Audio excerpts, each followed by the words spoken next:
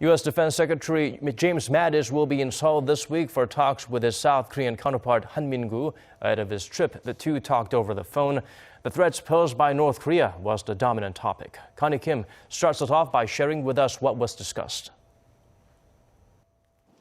The defense chiefs of South Korea and the United States have reaffirmed their plan to bring the U.S. Terminal High Altitude Area Defense System to the Korean peninsula in response to North Korea's missile threats.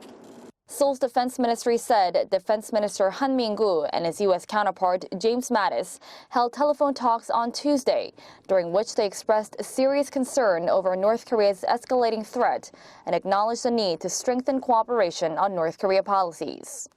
Han and Mattis also said there's a possibility North Korea could launch a strategic or tactical provocation, as it could misjudge the transition of power in Seoul and Washington.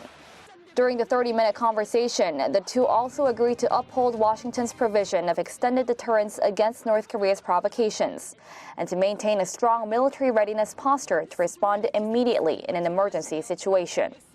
Pyongyang has been ratcheting up tensions in the weeks since Kim Jong-un announced in his New Year's address that the regime is in the final stages of test firing an intercontinental ballistic missile.